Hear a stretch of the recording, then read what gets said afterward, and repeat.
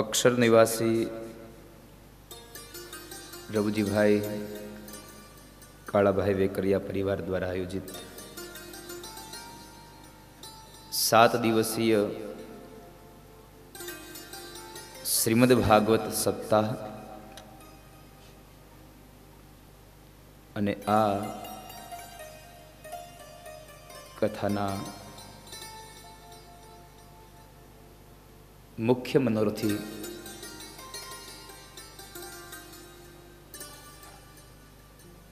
નિમંત્રક પરિવાર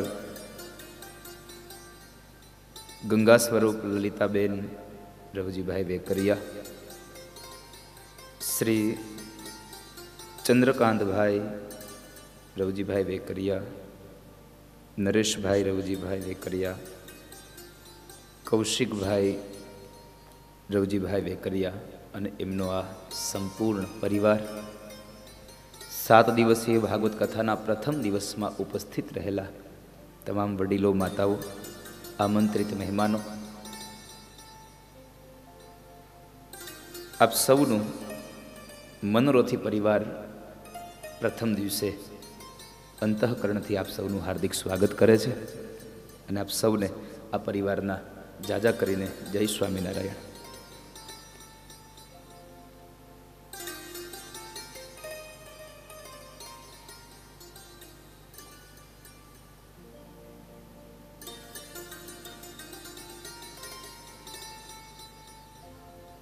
પ્રથમ દિવસ આ કથાનો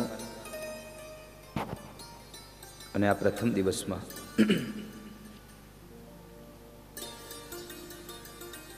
ખૂબ ધામધૂમથી ભગવાન ઠાકોરજીને વાજતે ગાજતે ખરા તડકામાં નાચતા નાચતા લઈને ભગવાનને આવ્યા. કેટલા દિવસની તૈયારીઓ પછી, કેટલા દિવસની આમ ઉમંગ ભરી દોડધામ પછી આજે એ રૂડો અવસર વેકરિયા પરિવાર કૌશિકભાઈ અને વર્ષાબેનને ત્યાં આ અવસર આવીને ઊભો રહ્યો. આ પ્રસંગને વેકરિયા પરિવારે આયોજન કર્યું છે ને એમને આ સંકલ્પ થયો ભાગવત કથાનો. એકવાર તાળીઓથી આપણે એમને વધાવીએ.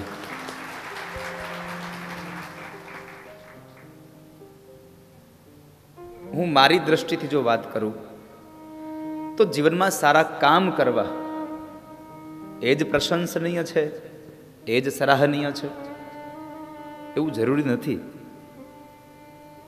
જીવનમાં કોઈના માટે સારો સંકલ્પ થવો એ પણ બહુ પ્રશંસનીય વાત હોય છે. સારો વિચાર આવો માણસને, અને વિચાર આવ્યા ભેગું આ કંઈ થઈ જવું એ પણ શક્ય નથી હોતું. અને જો વિચાર આવ્યા ભેગું થઈ જ જતું હોત તો આ કથા 2015માં સમાપ્ત થઈ ગઈ હોત. કૌશિકભાઈ, આ કથા 2015માં સમાપ્ત થઈ ગઈ હોત. પણ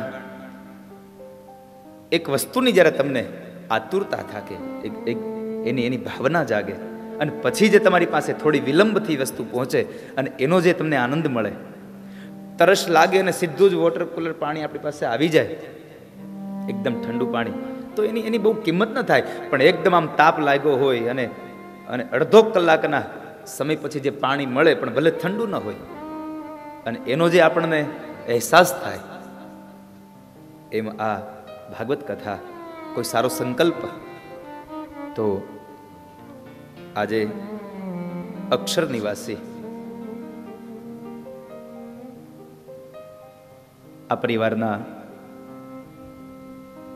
પૂજ્ય એવા રવજી દાદાના આશીર્વાદ રૂપે આ પરિવાર આજે ભાગવત કથાને ભગવાન ભાગવતજીને અહીંયા બોલાવ્યું છે. એટલે આ બહુ અતિશય આનંદની એક આ પ્રસંગ છે.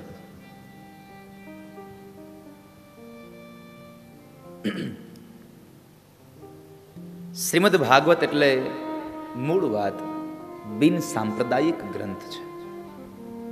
ભાગવતને અને સંપ્રદાયને, ભાગવતને અને ભૌતિકતાને, ભૌતિકતા યાને કે પૈસો, ક્યારેક ક્યારેક અમુક શબ્દો કદાચ તમને નહીં સમજાય મારા, કારણ કે તમે બધા અહીંયા વધારે અમારા તળપદી ભાષાના શબ્દો હોય.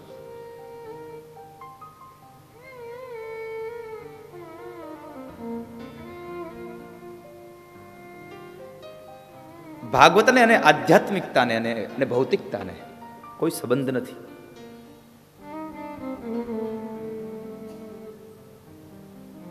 ભાગવતને પૈસા સાથે કોઈ સંબંધ નથી.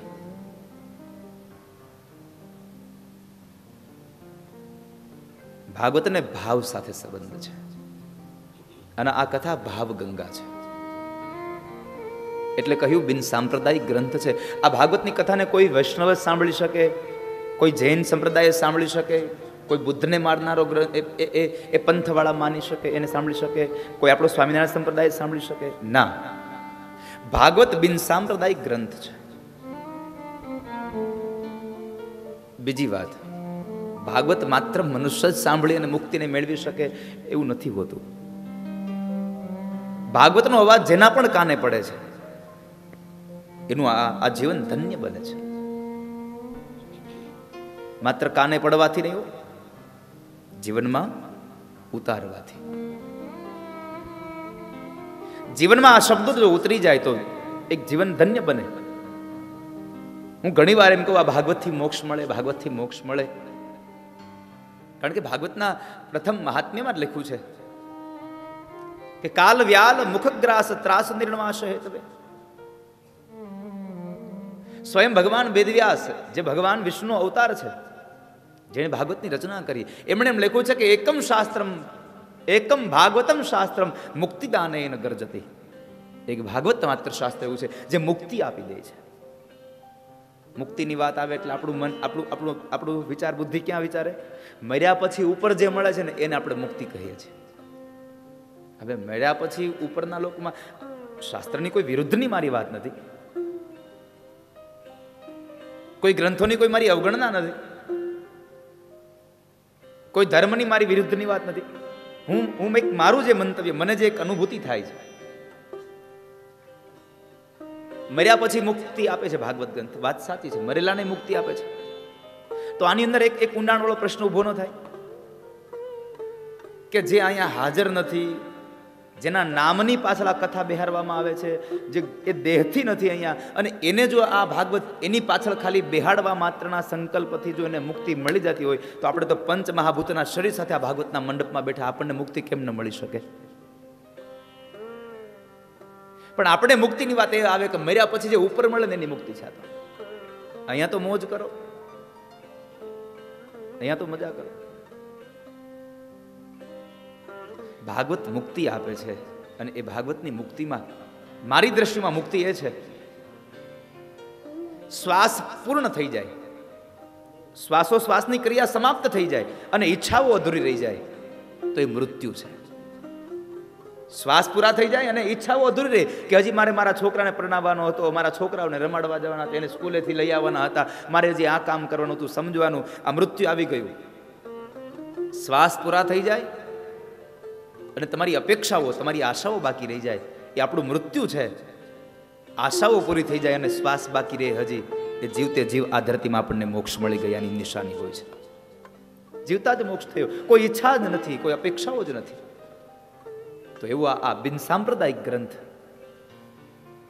જ્યારે આજે એક વિપુલ ઝરણું આ વેકરિયા પરિવારને આંગણે અવતર્યું છે. ઘણા દિવસોની તૈયારીઓ અને ઘણા દિવસોની પ્રતીક્ષા સાથે આજે આનંદની ઘડી અહીંયા આવી પહોંચી.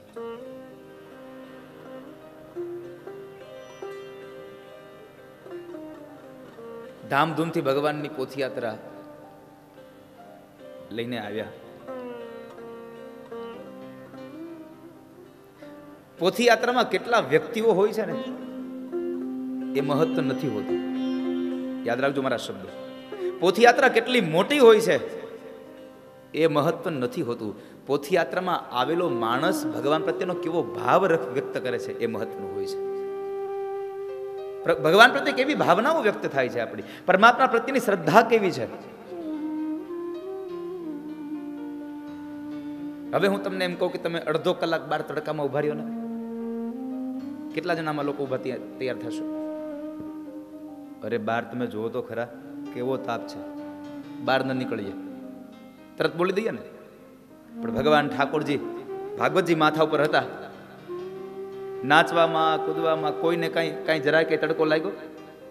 કારણ તમે આ લૌકિક સમાજથી દૂર થયા હતા અને તમારું મન અલૌકિકમાં જોડાઈ ગયું હતું. અને જ્યારે અલૌકિકમાં મન જોડાય ત્યારે દુનિયાના આધિ વ્યાધિ અને ઉપાધિ શમી જતા હોય છે, તમામ વસ્તુઓ ભૂલાઈ જતી હોય અને પરમાત્મામય જીવન બનતું હોય છે. ભગવાન સાથે આવ્યા હતા.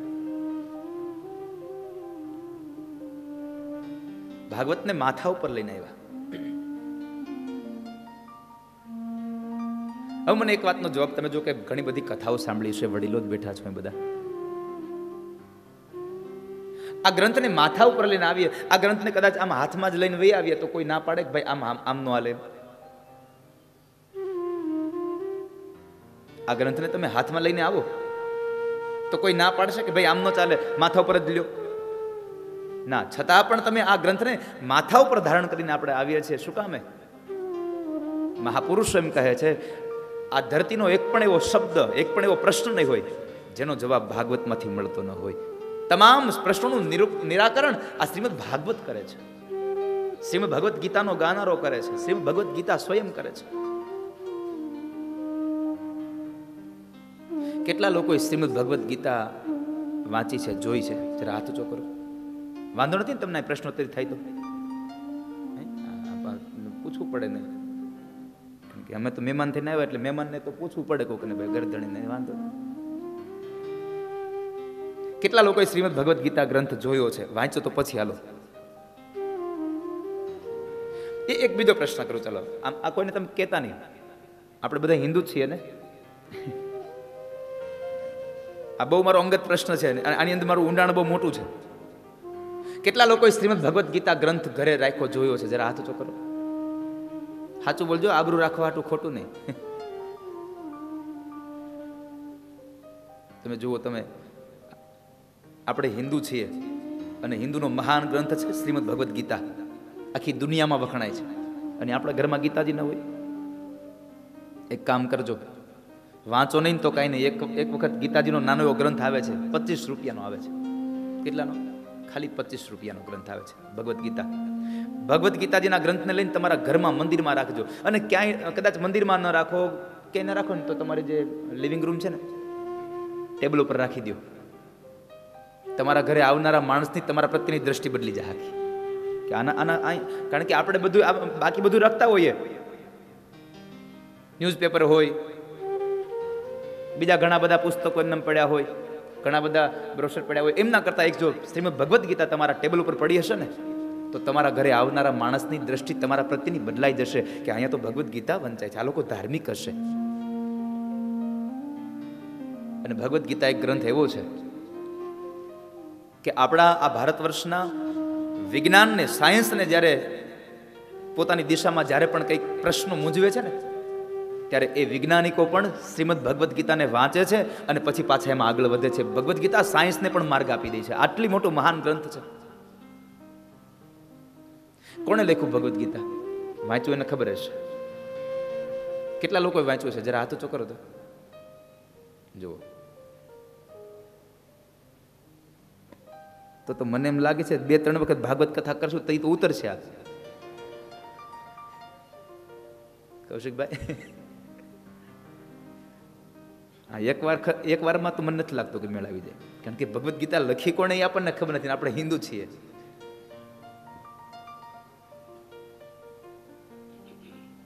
ભગવદ્ ગીતા ધંધુકાની બાજુમાં એક ગામ છે, ત્યાંના એક ભાઈએ લખી છે. ધંધુકાની બાજુમાં ગામનું નામ તો ભૂલી ગયો ભાઈ, કયું ગામ છે? હે, વાવેરા. કયું ગામ છે? ધંધુકા પાસે કયું ગામ? ગામનું નામ તો યાદ નથી, એ ભાઈનું નામ યાદ નથી. એણે ભગવદ્ ગીતાનો ગ્રંથ લખ્યો છે. તમે ક્યારેક વાંચજો, તમને ખબર પડશે કે આ કાલ મને વાંચીને કહેજો કે ધંધુકાની બાજુમાં કયું ગામ છે અને એ કોણે ગ્રંથ લખ્યો છે. આ તમારું લેશન આજથી હાલો, તમને ખબર પડશે. નામ બહુ સરસ છે.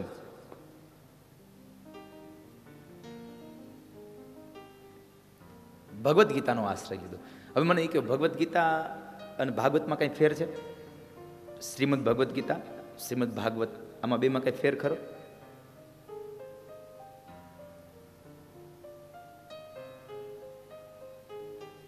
મને લાગે છે આ કથા જ્ઞાન સાથે ગમ્મતની થવાની છે અને ગમ્મત સાથે જ્ઞાન થવાનું છે. હજી એકવાર પ્રશ્ન કરું, શ્રીમદ ભગવદ્ ગીતા અને શ્રીમદ ભાગવતમાં કઈ ફેર ખરો? હા કે ના? હા વાળા હતું ચોકરો, હવે ના વાળા હતું ચોકરો. અમુક અમુક દહીં દૂધમાં છે, નરોવા કુંજરવા. હાય નહીં, નાય નહીં.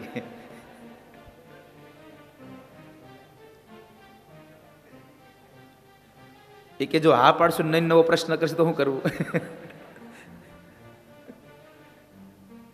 હું તમને કાઢી નહીં મૂકું. તમે જ્યાં બેઠા છો ત્યાંથી તમને આગળ નહીં બોલાવી લઉં, સાચો જવાબ પડશે તો, અને ખોટો પડશે તમને પાછળ નહીં મોકલું. જ્યાં બેઠા છો ત્યાં જ બેસવા દઈશ, પણ પ્રશ્નોના જવાબ દેવાનો પ્રયત્ન કરજો. ક્યારેક તમને આનંદ આવશે એમાં.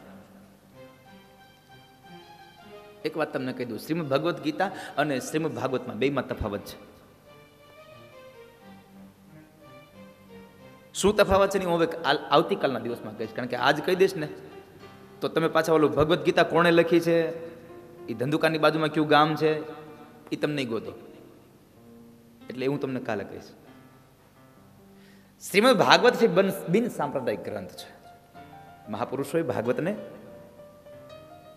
નદીની ઉપમા આપી છે. મહાપુરુષોએ ભાગવતને તળાવની ઉપમા આપી છે. મહાપુરુષોએ ભાગવતને પરબની ઉપમા આપી છે. નદી શું કામ કહી ભગવાનને? આ ભાગવતને નદી શું કામ કીધી? ભારત વર્ષમાં 2 ગંગાઓ વહે છે. એક ભાગીરથી ગંગા અને એક ભાગવતી ગંગા. ભાગીરથી ગંગામાં લગભગ મારા ખ્યાલથી ઘણા બધા લોકો સ્નાન કરી આવ્યા હશે. એ તો તમને ખબર જ હોય. ભાગીરથી ગંગા એટલે હરિદ્વારમાં જે પવિત્ર ગંગાનો જે વેણ વહે છે એ ભાગીરથી ગંગા છે. અને અત્યારે હવે વેકરિયા પરિવારના આંગણે જે આજથી પ્રારંભ થયો આ પ્રવાહ, એ ભાગવતી ગંગા છે. આ બેમાં ફેર શું? ફરક માત્ર એટલો છે, મનુષ્યથી કોઈ જાણતા અજાણતા કોઈ પણ પ્રકારનું પાપ થયું હોય ને તો એ પાપને જો માણસ ગંગાજીમાં સ્નાન કરવા હરિદ્વાર વયો જાય તો એ પાપ ધોવાઈ જાય. આ મોટો રસ્તો મેં તમને આપી દીધો, પાપ કરો અને એક ટ્રીપ મારી આવો હરિદ્વાર.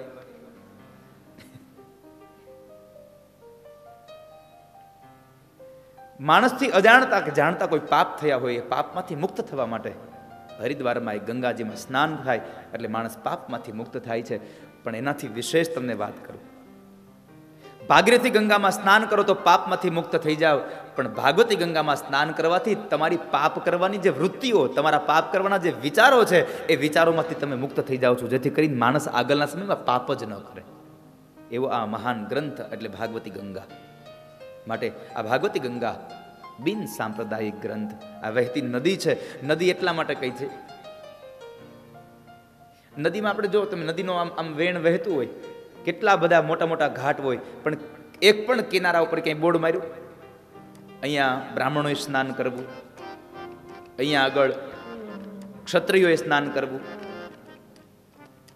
કોઈ પણ જગ્યાએ સંપ્રદાય કે કોઈ જ્ઞાતિનું નામ લખ્યું જ નથી હોતું. નદી તો બધાના માટે હોય છે. નદીમાં 18 વર્ણ સ્નાન કરી શકે અને સ્નાન કર્યા પછી પવિત્ર બની શકે છે. છતાં પણ અન્ય જન્માંતરના પાપોવાળા એ જીવાત્માને પાપ રહિત બનાવે, પુણ્યશાળી બનાવે અને વળી પાછી પોતે વહેતી જાય. ક્યાં? સમુદ્રની ઓર, સમુદ્રમાં ભળી જાય છે.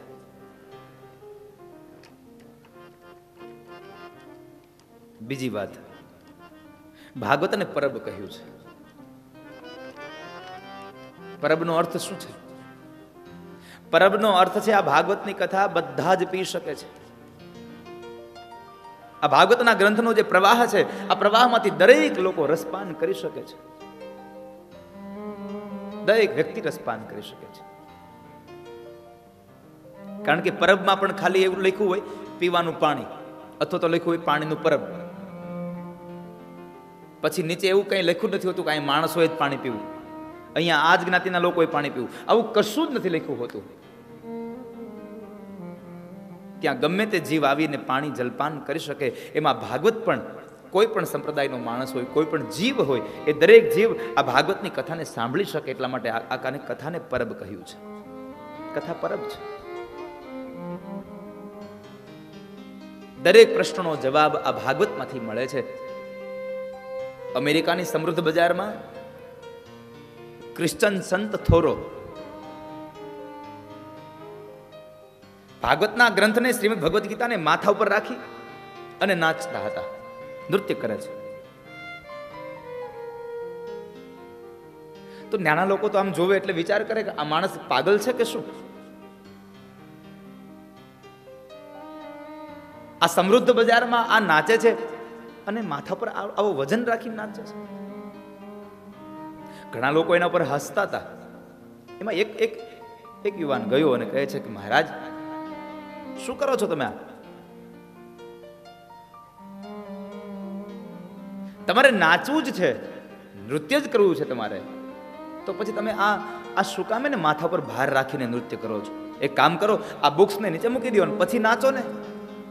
અને ત્યારે ક્રિશ્ચન સંત થોરોએ બહુ સુંદર જવાબ આપ્યો હતો, ભાઈ, હું જે આ મન મૂકીને નાચું છું ને, એનું મૂળ કારણ જ આ ભગવદ્ ગ્રંથ છે, આ ભગવદ્ ગીતા છે, કે જેણે મારા જીવનના તમામ પ્રશ્નોનું નિરાકરણ લાવી દીધું. એટલા માટે હું આટલો મુક્ત બનીને નાચી શકું છું, એટલા માટે માથા ઉપર ધારણ કર્યું છે ને.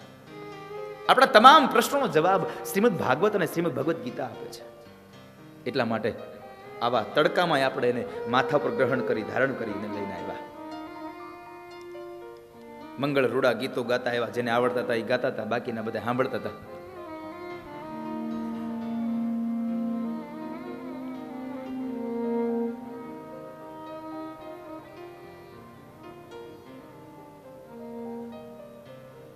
શેરી વળાવી સજ કરુને ઘેરે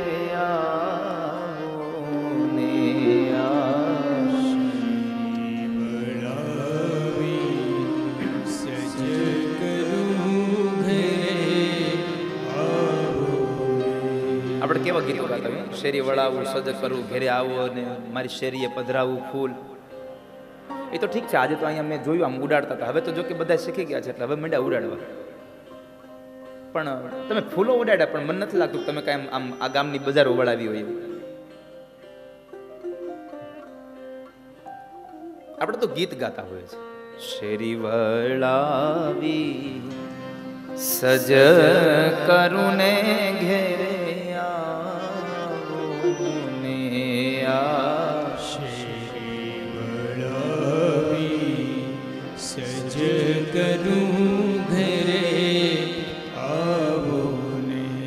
એ મારી શેરીએ પધરાવું ફૂલ, હરી ઘેરે આવો ને.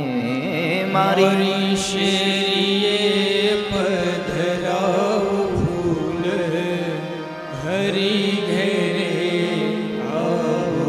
મારી શેરીએ પધરાવું ફૂલ. પણ હું આ બે પંક્તિઓને થોડુંક આધ્યાત્મિક અર્થમાં જો અર્થઘટન કરવા લઈ જાઉં તો ગામની શેરીઓ ન વળાવો તો ચાલશે, મન અને હૃદયની શેરીઓ વળાવવાની જરૂર છે. આપણા મનમાં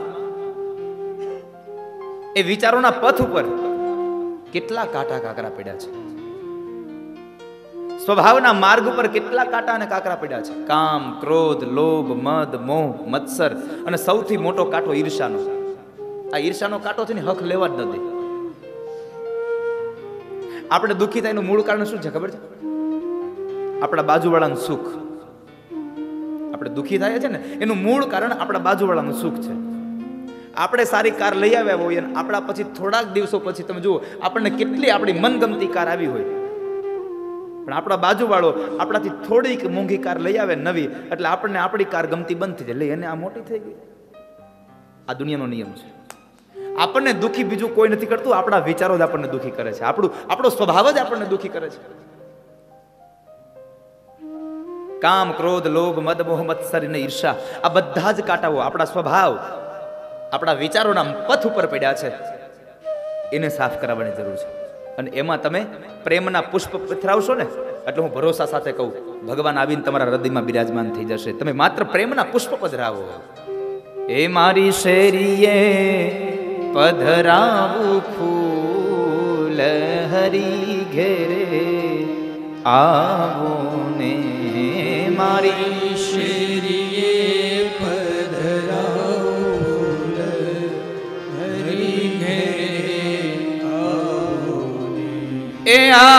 શેરી વળાવી સજ કરું ઘેરે આવો ને શેરી વળાવી સજ કરું ઘેરે આવો ને શેરી વળાવી સજ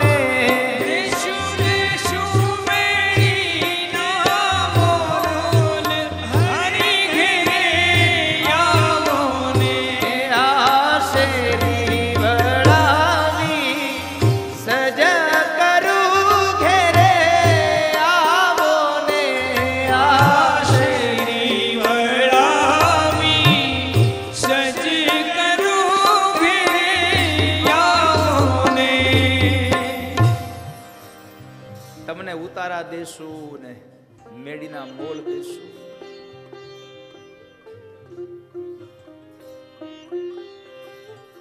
તમે અમારી ઘરે આવો, આપના અમને સન્માન કરીશું, સ્વાગત કરીશું.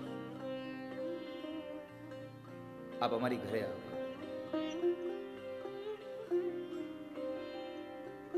ભગવાનના સામૈયા કર્યા,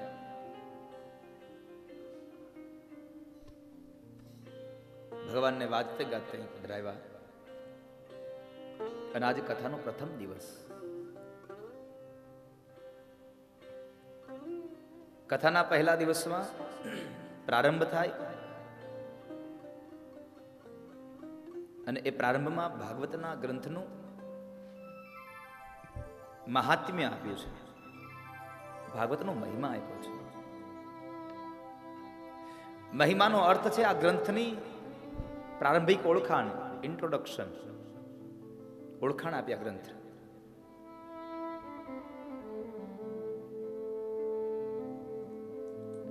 ઓળખાણ પ્રારંભમાં શું કામ આપી? તમે જુઓ ને તો આમ બધા જ ગ્રંથોમાં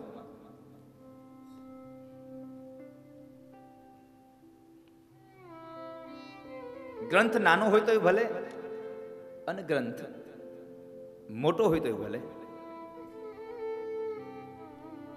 ગ્રંથની ઓળખાણ પ્રારંભમાં આપી હોય છે. શું કામ? તો એનું મૂળ કારણ છે, જ્યાં સુધી માણસ ગ્રંથને ઓળખે નહીં ત્યાં સુધી ગ્રંથમાં એને પ્રેમ ન જાગે, પ્રીત ન જાગે.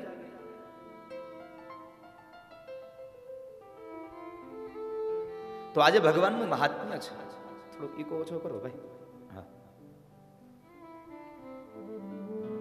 આજે ભગવાનનું મહાત્મ્ય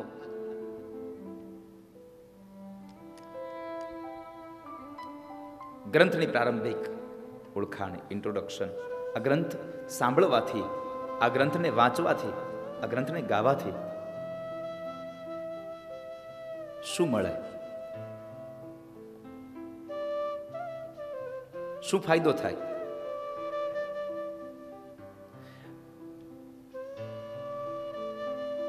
જો કંઈ ફાયદો ન થાય તો આપણે કોઈ દિવસ ગ્રંથને સાંભળીએ જ નહીં. આપણે તો પહેલું એ જ જોયું હોય, આપણે આ કામ કરશું તો આપણને નફો કેટલો, આમાં આપણને ફાયદો કેટલો.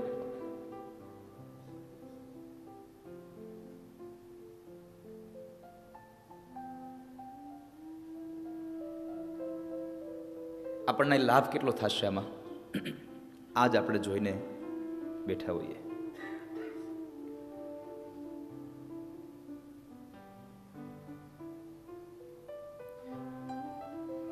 તો આ ગ્રંથને સાંભળવાથી શું મળે છે,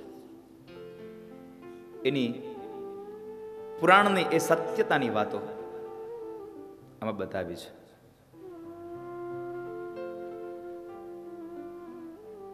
સત્યતાની વાતો બતાવી,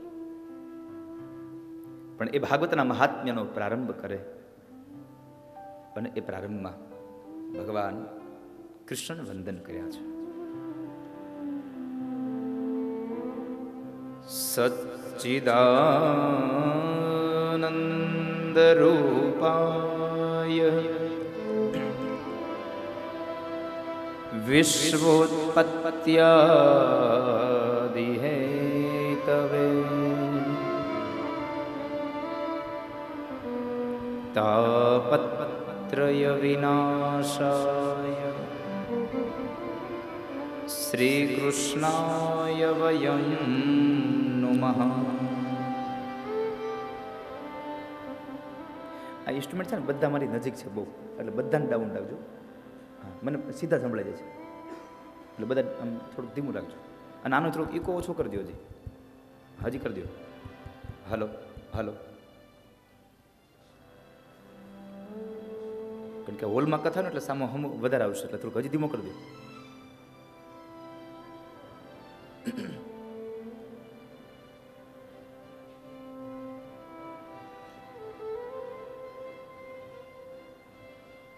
ભગવાનને વંદન કર્યા, લખ્યું શ્રી કૃષ્ણાય વયમ નુમઃ.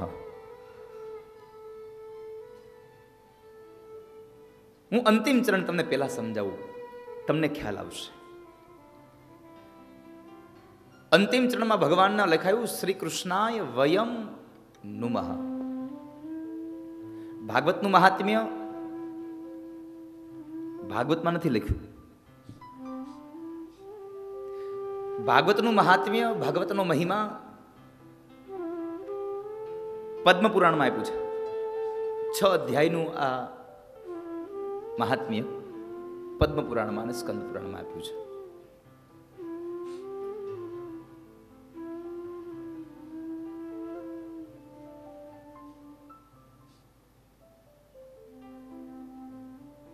અને આમ પણ વાત બહુ સીધી છે કે માણસ પોતે પોતાની જાતે જ વખાણ કરે એ સારું ન લાગે. માણસ પોતે જ પોતાની જાતે વખાણ કરે તો એનો મહિમા ન વધે. હવે કોઈ કાલ સવારે એમ કદાચ કૌશિકભાઈ, ચંદ્રકાંતભાઈ કે કોઈ પરિવારના સભ્યો કોઈને મળે ને એમ કે અમે બહુ સરસ કથા બેહાડી છે, એટલે માણસ તારણ કાઢી લે. તરત જ માણસ તારણ કાઢી લે. હજી મને એકો બહુ સંભળાય છે, ગેન ઘટાડજો, ગેન ઘટાડજો. હાલો, આને છે ને થોડુંક આમ પંચવાળું કરી દો અને મને બહારનું સંભળાય, પાછળના સ્પીકર છે સંભળાય છે. આ મને આમાંથી સંભળાય ને આ બેમાંથી એવું કરી દો. આની હાઈટ કાલ ઘટાડી દેજો, હો ને, આ બહુ ઊંચા છે, આમ બેની હાઈટ ઘટાડી દેજો.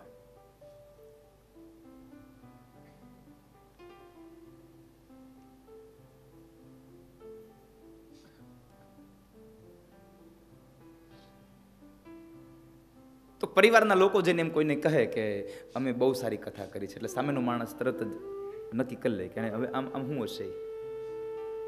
પણ અહીંયા એક દિવસ કથામાં આવેલો માણસ કોઈ અન્ય વ્યક્તિને જે કથામાં આવ્યો નથી અને એને મળે, અને ત્યારે જ્યારે કથાની કોઈ વાત આવે તો એ માણસ ત્યાં જઈને એમ કહે કે ના, આયોજન ખૂબ સરસ છે, તો સમજવાનું કે એની મહિમા ગવાણી. માણસ પોતાની જાતે જ્યારે પોતાના વખાણ કરે ત્યારે એ આત્મશ્લાઘા છે.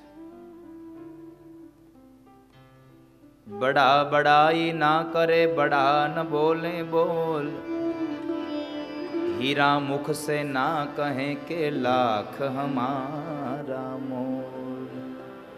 માણસ પોતે પોતાની જાતે વખાણ ન કરે. હીરાની પાસે હીરો ગમે તેટલો મોંઘો હોય, પણ કોઈ દિવસ હીરો પોતાના મુખમાંથી બોલે નહીં મારા આટલા રૂપિયા થશે, મારી આટલી કિંમત છે, એ પોતે ન બોલે. એને તો બીજો માણસ એની કિંમત આંકે. બડા બડાઈ ના કરે, બડા ન બોલે બોલ, હીરા મુખ से ना कहे कि लाख हमारा मोल.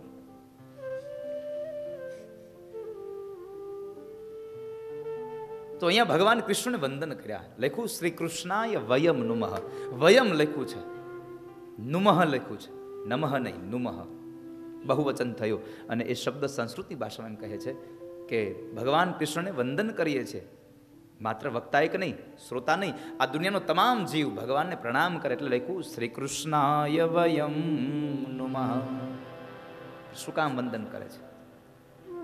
એ માણસમાં એવું તો શું ભર્યું છે કે એને આ દુનિયા આખી વંદન કરે છે? એની ત્રણ વસ્તુ આ દુનિયામાં બહુ વખણાય છે. ભગવાન કૃષ્ણની ત્રણ વસ્તુ બહુ વખણાય છે.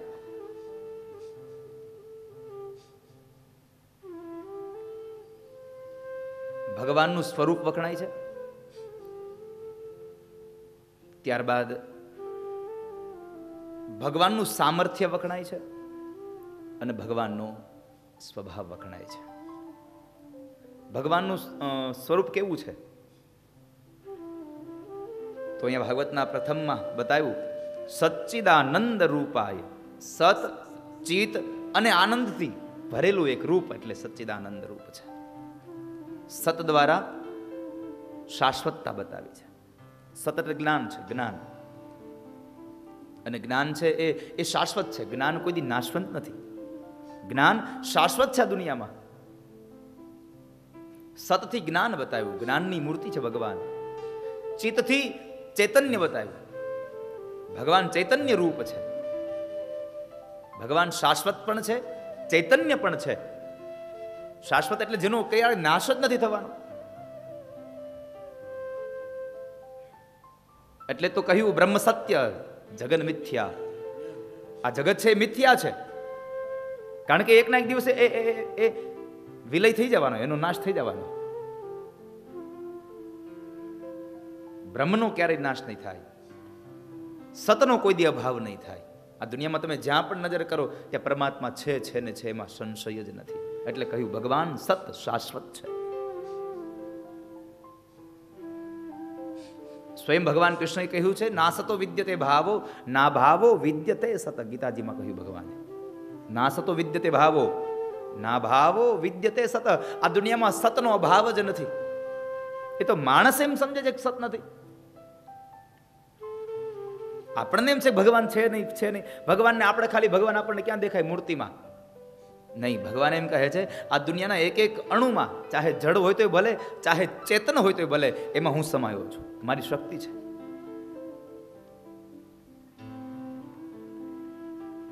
એમાં શક્તિ છે સમાયેલી, પરમાત્મા છે. ભગવાન સત શાશ્વત છે, ભગવાન ચિત ચૈતન્ય છે. અને એની અંદર આ બે વસ્તુ હોય પણ જો આનંદ ન હોય તો કોઈ કિંમત નથી. લાઈટ હોય, આ માઇક ન હોય તો શું કામનું? ઉપકરણ છે આપણી પાસે, એને ચલાવવા માટેનું એક બીજું યંત્ર નથી, તો શું કરવાનું? એમ આ માઇક હોય, લાઈટ ન હોય તો માઇકની કોઈ કિંમત નથી. લાઈટ હોય, માઇક ન હોય તો લાઈટની કોઈ કિંમત નથી. આ લાઈટ ને માઇક બે હોય તો આ બેની કિંમત ક્યારે વધે? આમાં બોલવા વાળો હોય તો. સીધી વાત છે. આ માઇક્રોફોન અહીંયા રાખી દો, કોઈ બોલે જ નહીં તો આની શું કિંમત છે? કશું જ નથી. એમ ચૈતન્ય હોય, એમ સત હોય, શાશ્વત હોય, પણ એમાં આનંદ ન હોય તો શાશ્વતતા અને ચૈતન્યતાની કોઈ કિંમત નથી. એટલે ભગવાન માટે લખાયું સચ્ચિદાનંદ રૂપાય. ભગવાન આનંદનું મૂળ રૂપ છે. અને બીજી વાત તમને બહુ અગત્યની કહી દઉં, આજે પહેલા દિવસે છે ને બહુ લોકો એમ કહેતા હજી પોથી યાત્રા છે એટલે આજ નહીં કાલ જાવું, કારણ કે આજ તો ત્યાં રગડ ધગડ હશે. હજી રગડ ધગડ થાય તારું અમારું, અમારી કથા રગડ ધગડ. રગડ ધગડમાં ખબર પડે ને રોતાબેન, તને નહીં પડે. એને સીધી સ્વીકાર લીધી, કોને ખબર પડી. હજી આજે બરાબર આમ કઈ આમ પરફેક્ટ નહીં હોય તારા શબ્દોમાં. આજે બધું હજી આમ સેટઅપ થતું છે ધીમે ધીમે ધીમે ધીમે. એટલે આને તળપદી ભાષામાં રગડ ધગડ કહેવાય.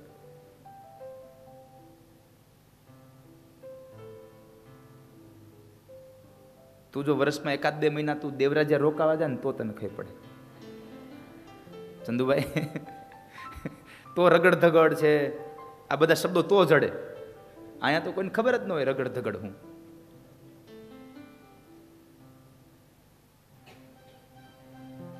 તો આજે જેટલા આવ્યા છો ને એના માટે કીધું તમને ભાગવતમાંથી શું મળે છે 7 દિવસમાં. બીજું તમને મને ખબર નથી તમને શું મળે. મળે તો તમારા ભાગ. બાકી મને જે ખબર છે એની વાત કરું. આ કથામાંથી તમને કદાચ તમે ભગવાન પાસે પૈસા માગો ન મળે, સંપત્તિ માગો સંતદા માગો ન મળે, કંઈ નહીં મળે તો કંઈ નહીં, પણ તમને 7 દિવસ જેટલી વખત તમે કથામાં બેસો ને એટલી વાર હું ભરોસા સાથે કહું તમને આનંદ ચોક્કસ મળશે. આ કથામાં તમે આનંદ પામશો. અહીંયા બીજું કંઈ મળે કે ન મળે એની મને ખબર નથી, પણ આનંદ મળે. કારણ સ્વયં ભગવાન આનંદ રૂપ છે. એટલે કહ્યું સચ્ચિદાનંદ રૂપાય, ભગવાન આનંદનું મૂળ રૂપ છે. અહીં તમે બધું ભૂલી જશો. હવે અહીંયા તમે કદાચ વહી આવો પછી તમારી વાહે કદાચ ઉઘરાણીવાળા ગમે તેટલા હોય અહીંયા આવે.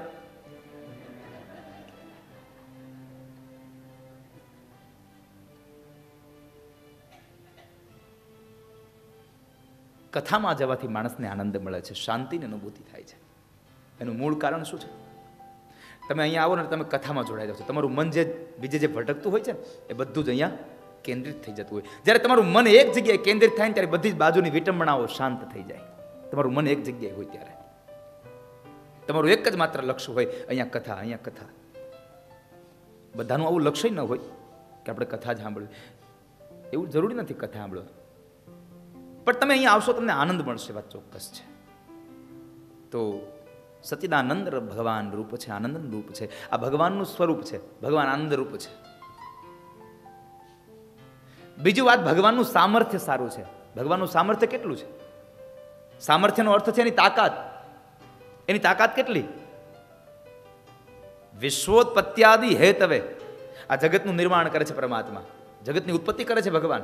એટલે કહ્યું વિશ્વોત્પત્યાદિ, ઉત્પત્તિ કરે ભગવાન આ વિશ્વની. હવે જગતની ઉત્પત્તિ કરે એટલું તો સામર્થ્ય બીજા કોનામાં હોય? આખી દુનિયાનું સર્જન કરનારો ભગવાન. ભગવાનના 3 કાર્યો છે: ઉત્પત્તિ, સ્થિતિ અને લય. આ દુનિયાનું સર્જન પણ ભગવાન કરે છે, આ દુનિયાને ચલાવે છે પણ ભગવાન, અને આ દુનિયાનો નાશ પણ ભગવાન જ કરે છે.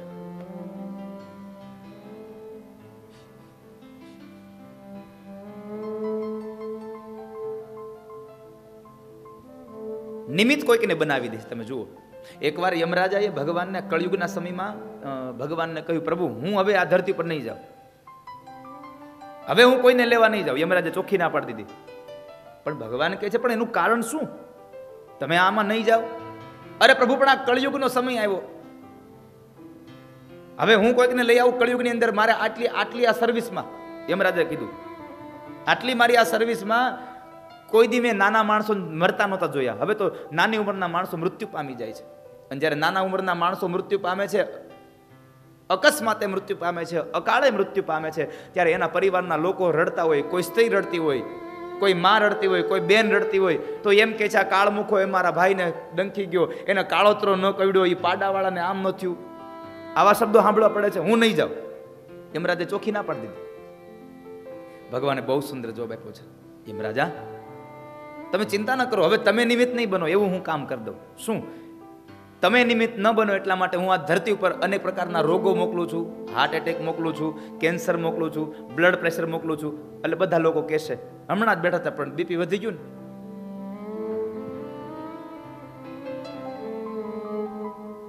તમે નિમિત્ત નહીં બનો. અહીંયા ભગવાને કહ્યું આ દુનિયાનું પાલન પણ ભગવાન કરે છે, નિમિત્ત નથી હોતા. ભગવાન આ દુનિયાને સંહાર પણ ઈશ્વર કરે પણ નિમિત્ત નથી હોતા. માણસને મારે કોણ? કોઈકની કોઈક વસ્તુ નિમિત્ત બની જાય છે. ચાલ્યો જતો હોય અને પગમાં 5 ફૂટનો માણસ ચાલ્યો જતો હોય, પગમાં ખાલી 2 ઇંચની ઓલી કેળાની છાલ આવે, પડે, માથામાં વાગે, ગયો. આપણે શું કહીએ? પગમાં કેળાની છાલ આવીને, કેળાની છાલ નિમિત્ત બની ગઈ. ભગવાન આ દુનિયામાં નિમિત્ત નથી બનતા, આ દુનિયામાં બધાને નિમિત્ત બનાવે છે. પરમાત્મા જન્મ આપવા માટે માને નિમિત્ત બનાવે છે, એનું પાલન અને પોષણ કરવા માટે, એના ઉછેર માટે થઈ એના બાપને, એના પરિવારને નિમિત્ત બનાવે છે. મૃત્યુ માટે પણ કોઈનું કોઈ સાધન પરમાત્માએ નક્કી જ રાખ્યું છે. એ તો આપણે નાહકના બધા આપણે આમ કહીએ છીએ કે એ તો હું છું એટલે મારા છોકરાઓ મજા કરે છે. ના, આ દુનિયામાં નજર કરો તો ખબર પડે કે ઘણા લોકોના, ઘણા છોકરાઓને મા બાપ જન્મતાની સાથે મૃત્યુ પામ્યા હોય છે. નાની ઉંમરથી મા બાપ નથી હોતા, એ મજા કરે છે. કારણ એક સૂત્ર છે, જેનું કોઈ નથી ને એનો ભગવાન છે આ દુનિયામાં. જેનું કોઈ નથી એનો ભગવાન છે દુનિયામાં.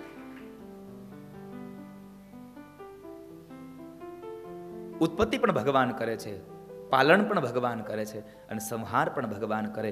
આ ત્રિગુણ ક્રિયા ભગવાનની છે. એટલે કહ્યું વિશ્વોત્પત્યાદિ હે તવે.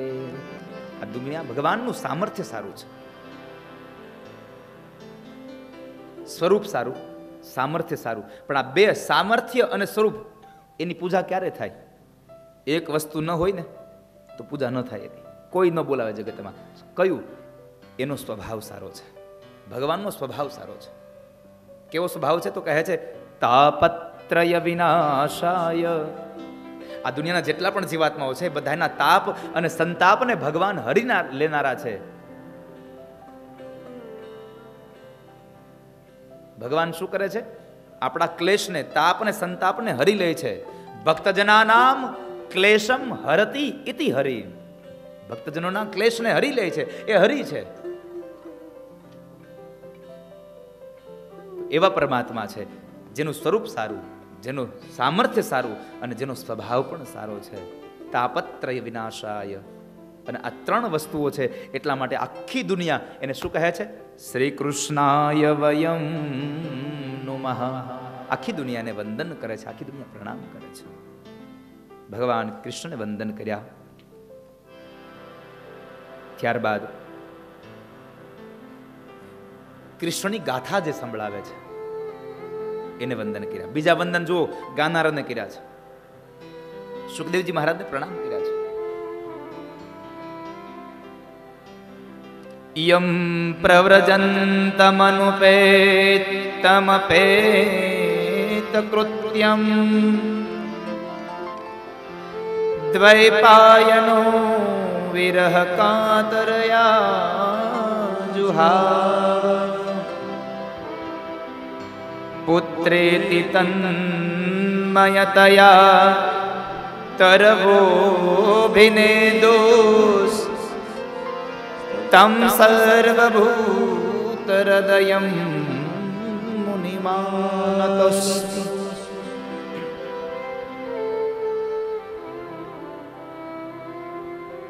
યમ પ્રવ્રજંતમનુપેતમ.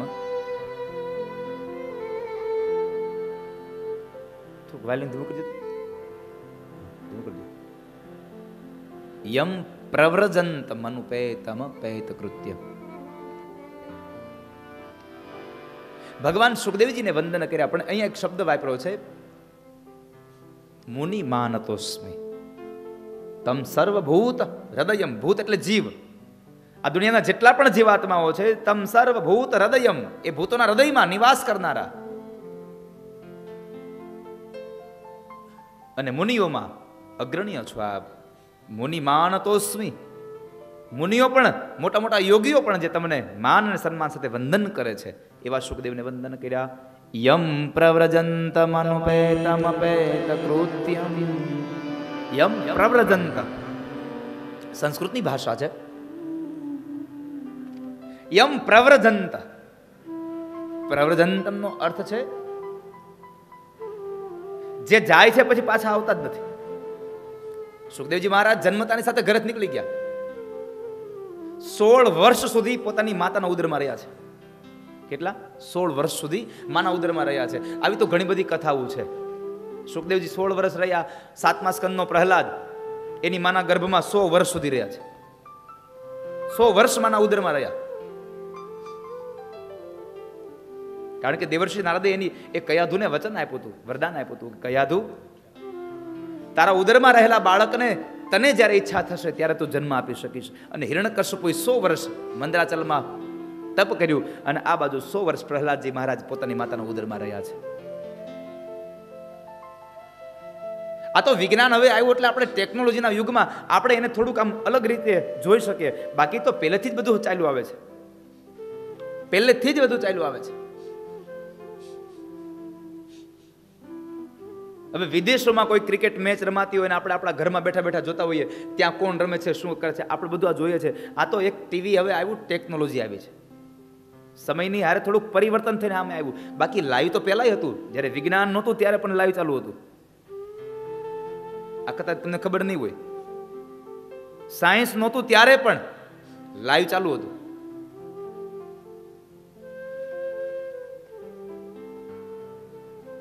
મહાભારતનું જ્યારે યુદ્ધ થયું ને, મહાભારતનું યુદ્ધ તો ખબર છે તમને, મહાભારતનું યુદ્ધ થયું ને ત્યારે કૌરવો અને પાંડવો ઝઘડતા હતા, લડતા હતા, યુદ્ધ ચાલતું હતું. અને એ યુદ્ધ કૌરવોના પિતા શ્રી ધૃતરાષ્ટ્ર પોતાના રાજમાં બેસી, કારણ કે તો અંધ છે, પોતાના રાજ્યમાં બેઠા છે અને એની બાજુમાં જ્ઞાની સંજય બેઠો છે. અને એ સંજયને દિવ્ય દ્રષ્ટિ હતી કે કુરુક્ષેત્રના મેદાનમાં કોની સાથે કોણ યુદ્ધ કરે છે. અને આખું યુદ્ધનું વર્ણન અહીંયા થયું હતું. આ લાઈવ ટેલિકાસ્ટ સંજયે ધૃતરાષ્ટ્રને કઈ બતાવ્યું હતું. સમયનો આ પરિવર્તિત યુગ થયો છે ખાલી, એટલે આપણે ટીવી, આપણી પાસે યંત્રો આવ્યા છે. પહેલાના સમયમાં મંત્ર દ્રષ્ટા ઋષિઓ હતા, એને ખબર પડી જતી કે અહીંયા શું છે, અહીંયા શું નથી. એમ અહીંયા સુખદેવજી મહારાજ 16 વર્ષ માના ઉદરમાં રહ્યા અને પછી તેઓનું પ્રાગટ્ય થયું. અને એ પ્રાગટ્ય થયા પછી ભગવાન તરત જ સુખદેવ નીકળી પડે છે.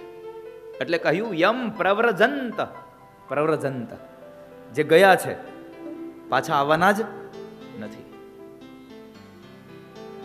એટલા માટે એને માટે પ્રવ્રજંત કહ્યું.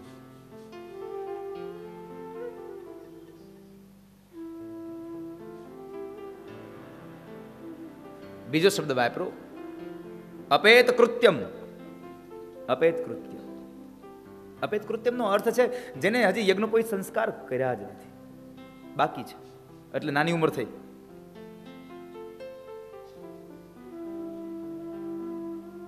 એક શબ્દમાં એવું પણ કહ્યું કે જેને કંઈ કરવાનું બાકી રહેતું પણ નથી, જેને કંઈ કરવાનું બાકી પણ નથી રહેતું, જેના યજ્ઞોપવિત થયા નથી અને જેને કંઈ કરવાનું બાકી નથી, એવા સુખદેવજી મહારાજને દ્વૈપાયનો વિરહકાતર આજુહાર. દ્વૈપાયન એટલે વેદવ્યાસ મહારાજ, જેને ભાગવતની રચના કરી, જેને ભાગવત લખ્યું, એ દ્વૈપાયન.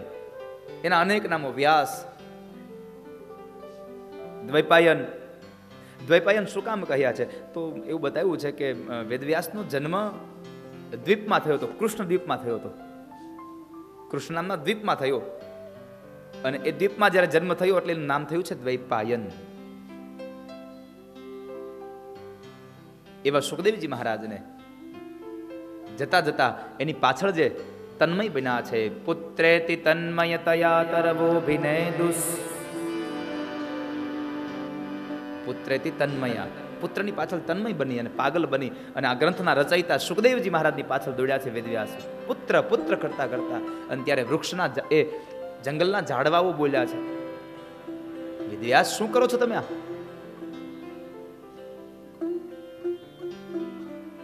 તમે આ તમારા જ્ઞાની માણસ દીકરાની પાછળ તમે દોડશો નહીં. તમે જ્ઞાની દીકરાની પાછળ ન દોડો, કારણ તમારે તમારા દીકરાની જરૂર છે એમ આ દુનિયાને પણ તમારા દીકરાની જરૂર છે. આ દુનિયામાં જ્ઞાનીની બહુ બધાને જરૂર છે.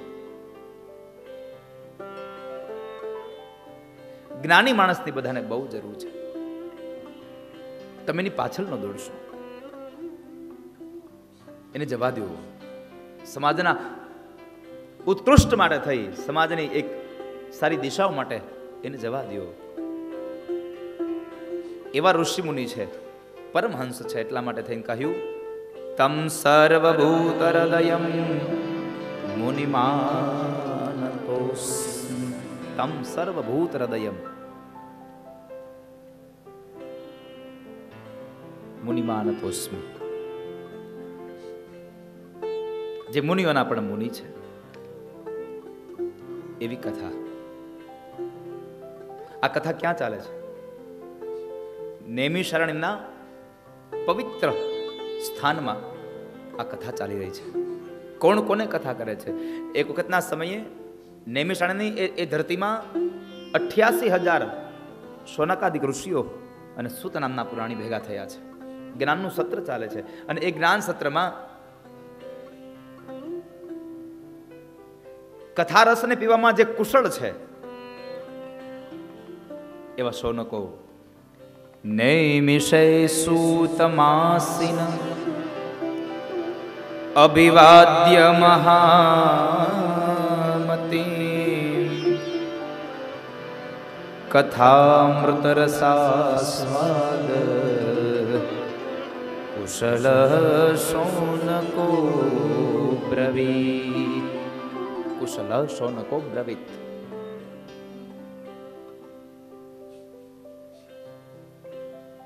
નૈમિષ સુતમાસીન અભિવાદ્ય મહામતિમ. મહામતિમ શબ્દ કોના માટે વપરાયો? વક્તા માટે. વક્તા કેવો હોવો જોઈએ? મહામતી હોવો જોઈએ. અને શ્રોતા કેવો હોવો જોઈએ? કથામૃત રસાસ્વાદ કુશલ. કથાની રસને, કથાને સાંભળવામાં જે કુશળ હોય છે, જે કથા સાંભળવા માટે તત્પર હોય છે, એ શ્રોતાના ગુણધર્મો. વક્તાના ગુણધર્મો અને શ્રોતાના ગુણધર્મો બતાવ્યું. વક્તા મહામતીમ હોવો જોઈએ અને શ્રોતા રસાસ્વાદમાં કુશળ હોવો જોઈએ કે મને આ કથા સાંભળવા મળે, મને આ કથા સાંભળવા મળે.